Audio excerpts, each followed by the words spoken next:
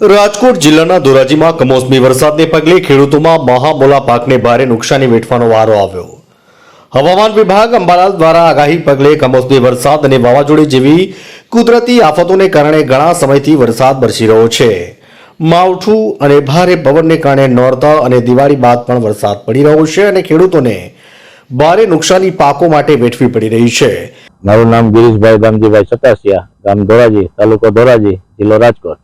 આજે કમોસમી વરસાદ પડી રહ્યો છે, શું કહેશો આપ બધા? ક્યાં પાકને નુકસાની આવી? અત્યારે કમોસમી વરસાદમાં આમ તો જનરલી બધા પાકમાં નુકસાની હોય, પણ માંડવી, કપાસ અને સોયાબીન અત્યારે આવ તૈયારી ઉપર હોય એટલે એમાં વધુ નુકસાની છે બધા કરતા।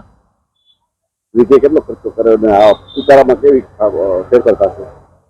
અત્યારે ઉતારા કરતા માંડવી તૈયાર કરી એટલે 20-25 હજાર રૂપિયાનો ખર્ચો ચડાવી દીધો હોય। હવે એ માંડવી આખે પલળી જાય એટલે આમ તો 50% ભાવ એક તો ડાઉન થઈ જાય, બીજા નંબરમાં અમને ઘાટી પડે, વજન ઘાટી માંડવી ઉગી જાય, પાલો નીણ બગડી જાય, ઢોરને ચારાનું ના રહે। આજે કપાસ અને સોયાબીનમાં કપાસમાં અત્યારે બધાને 10-12 મણની વીણીઓ છે, પણ એ આખી વીણીઓ ફેલ થઈ ગયા વરસાદ આવે એટલે એ કપાસ કે હાલે નહીં। માર્કેટ ભાવ કેવા મળશે? હવે આ લઈને જાવ એટલે તો 1000 રૂપિયાના જ માગશે કપાસ, માંડવી 700, 500 થી 800 રૂપિયામાં માગશે પલરેલી માંડવી। શું આશા રાખીને હવે સરકાર કઈક આશા સહાય કરે તો ફાયદો થાય ખેડૂતને, બાકી નાના ખેડૂત બધા મરી જવાના છે હવે। ત્યારે ધોરાજી પંથકમાં ખેડૂતોએ સારી આશા અને મહેનત કરીને મોંઘા ભાવના બિયારણ અને જંતુનાશક દવાઓનો છંટકાવ કરીને પોતાના ખેતરોમાં સોયાબીન, કપાસ અને મગફળી અન્ય પાકોનું વાવેતર કરવામાં આવ્યું। કુદરતને આ મંજૂર નહીં હોય અને આખું વર્ષ ચોમાસામાં વરસાદ પડ્યો અને સિઝન બાદ શિયાળામાં પણ માવઠું અને કમોસમી વરસાદ અને વાવાઝોડાને પગલે ખેડૂતોના ખેતરમાં પાકનું વાવેતર થયું। પાક લણવાનો સમય આવ્યો ત્યારે ખેડૂતોના મોંમાંથી આવેલ કોળીઓ છીનવાઈ જતા ખેડૂતોને રાતા પાણીએ રોવાનો વારો આવ્યો છે। મારું નામ પ્રવીણભાઈ બચ્ચુભાઈ ઢોલરિયા, ગામ ધોરાજી, જિલ્લો રાજકોટ। આજે કમોસમી વરસાદ પડી રહ્યો છે, શું કહેશો બાબત?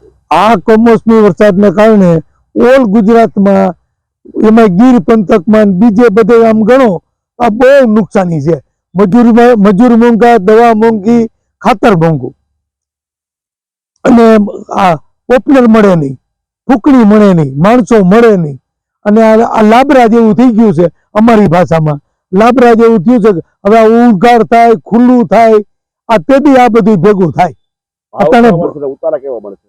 ઉતારો કપાય છે, પોરથી ને ઉતારો કપાય છે, અને ભાવે પોષણ મળતા નથી, આટલી હેરાનગતિ છે।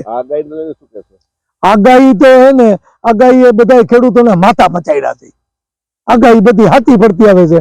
ખેડૂતો બધા શ્રાવણ મહિનાના દીના, ભાદરવો મહિનો, શ્રાવણ મહિનો, આહો મહિનો, કારતક મહિનો, બધા નુકસાનીમાં જ છે, હેરાન જ થાય છે।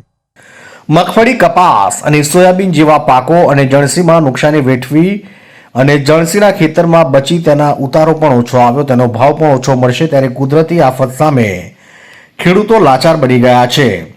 હવે તો ખેડૂતો 10 સૂચતી નથી કે પાકોનું જતન કેવી રીતે કરવું ને નવું વાવેતર કરવું કે ન કરવું। ખેડૂતો મૂંઝવણમાં મુકાઈ ગયા છે ત્યારે સરકાર દ્વારા ખેડૂતોને કોઈ સહાય ચૂકવવામાં આવે તો ખેડૂતો નવું વાવેતર કરી શકાય તેમ છે। ધોરાજીથી અલ્પેશ ત્રિવેદીનો રિપોર્ટ।